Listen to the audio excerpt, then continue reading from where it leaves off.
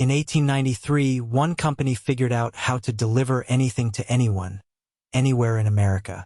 No internet, no apps, just a paper catalog and a radical idea.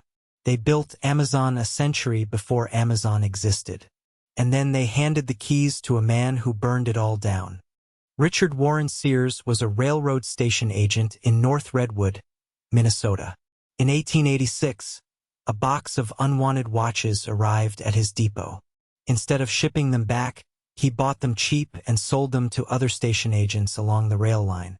He made $500 in 6 months, more than his annual salary.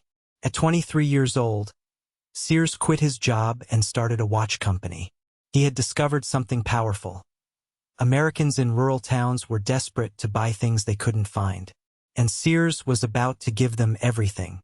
Sears partnered with a watchmaker named Roebuck, and together they did something radical. They printed a catalog. By 1893, it had grown to over 500 pages. Farmers, miners, families in towns too small for a general store, they could flip through those pages and order a sewing machine, a saddle, a stove, a rifle, anything, delivered by mail right to their doorstep. Rural America had been invisible to commerce. Sears made it the market. And then people started calling this catalog something else entirely. They called it the Wish Book. In some rural communities, it was the second most read publication after the Bible.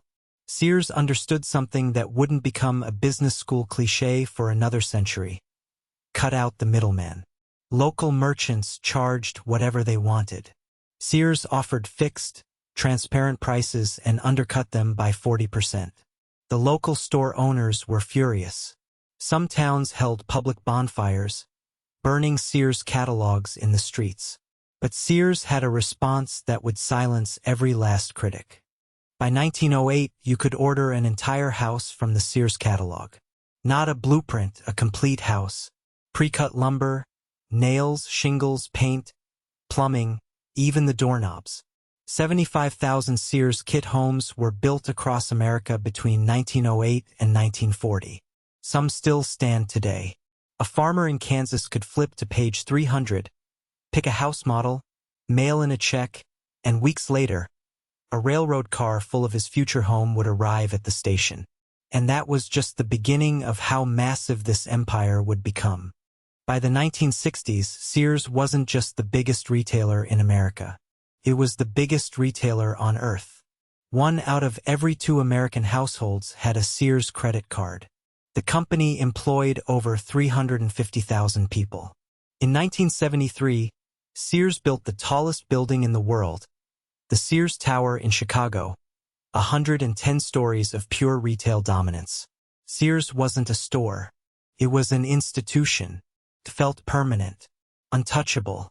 But the cracks were already forming beneath the surface. Sam Walton opened his first Walmart in Rogers, Arkansas, in 1962. While Sears sold quality, Walmart sold cheap, and built stores in the exact same rural town Sears had originally won with its catalog. But the real damage was self-inflicted. In the 1980s, Sears decided it wasn't just a retailer. It bought Coldwell Banker. It bought Dean Witter. It launched the Discover credit card. Sears wanted to be a financial superpower. While its executives were busy playing Wall Street, Walmart, Target, and Home Depot devoured its retail business. Then, in 1993, Sears discontinued the catalog, the very thing that built the empire. And the timing of that decision was almost criminally ironic. 1993. The same year Sears killed its catalog, the World Wide Web went public. The company that had perfected remote shopping, that had built the distribution network, the customer trust, the infrastructure for delivering anything anywhere, walked away from it right when the technology arrived to make it unstoppable. If Sears had simply moved its catalog online, it would have been Amazon before Jeff Bezos ever sold his first book in 1995. The product database existed. The warehouses existed. The delivery network existed. The brand recognition existed.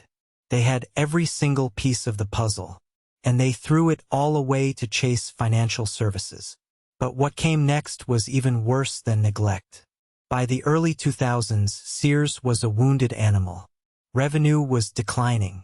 Stores looked tired and dated. The brand felt like your grandfather's department store. Enter Edward Lampert. Lampert was a hedge fund manager, a protege of Robert Rubin, running ESL Investments. He was considered one of the sharpest minds on Wall Street. In 2003, Lampert bought Kmart out of bankruptcy for pennies on the dollar. Then in 2005, he engineered a merger between Kmart and Sears, creating Sears Holdings, one of the largest retail companies in America. The financial press crowned him the next Warren Buffett. But nobody stopped to ask a very simple question. Should a hedge fund manager be running a department store? Lampert had a theory. He believed Sears didn't need to invest in its stores. The company's real value wasn't retail, it was real estate. Hundreds of stores sitting on prime land across America. So instead of renovating, he sold properties. Instead of investing in employees, he cut them. Instead of modernizing, he squeezed every dollar out and funneled it into stock buybacks. Between 2005 and 2017, Sears spent over $6 billion buying back its own stock. During that same period, it invested almost nothing in store improvements. The lights flickered, the paint peeled, the shelves emptied. And if you think that sounds bad, wait until you hear how Lampert actually ran the company. Lampert rarely visited stores. He managed from his estate in Miami, running meetings over video calls. He divided the company into dozens of competing internal units that fought each other for resources instead of fighting competitors. Store managers couldn't get approval for basic repairs. Leaking roofs, broken escalators, flickering lights in the aisles. Customers walked in and saw a company that had given up on itself. Meanwhile, Lampert's hedge fund was making loans to Sears at high interest rates, essentially profiting from the company's decline. The man charged with saving Sears was making money off its slow death. And the final chapter was about to begin. In October 2018, Sears filed for bankruptcy. 132 years of American retail history, gone. 300,000 jobs, gone. The company that once mailed entire houses to your door couldn't keep its own lights on. But here's the part that should truly enrage you. When Sears went bankrupt, Eddie Lampert's own hedge fund bought what was left, at a discount. The man who hollowed the company out purchased its remains through a bankruptcy auction. He stripped the corpse of the company he killed. And the cruelest irony was still waiting. The parallels between old Sears and modern Amazon are haunting. Sears started as a catalog delivering anything to anyone. Amazon started as a website doing exactly the same thing. Sears built massive distribution warehouses. So did Amazon. Sears launched its own financial products with the Discover card. Amazon launched Amazon Pay and Amazon Lending. Sears sold its own branded products. Kenmore, Craftsman, Die Hard. Amazon sells Amazon Basics. The blueprint was identical, separated by 100 years. Jeff Bezos didn't invent a new business model. He digitized the one Richard Sears perfected in 1893. The only difference? Bezos never stopped innovating. Sears stopped the moment it felt safe. And that single choice tells you everything. The Sears story isn't about bad luck. It's about what happens when a company built on disruption becomes the thing that needs disrupting. Sears terrified local merchants in 1893 the same way Amazon terrifies retailers today. But Sears got comfortable. It traded its identity as a disruptor for the illusion of permanence.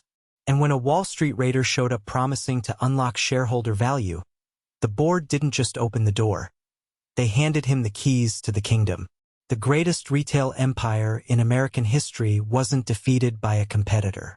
It wasn't killed by the internet.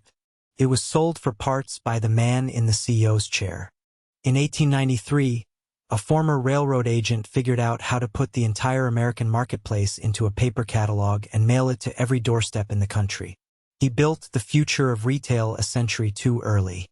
And the company that could have owned the digital age was carved up by a man who saw stores as spreadsheets and customers as line items on a balance sheet. Sears didn't forget how to sell. forgot why it mattered.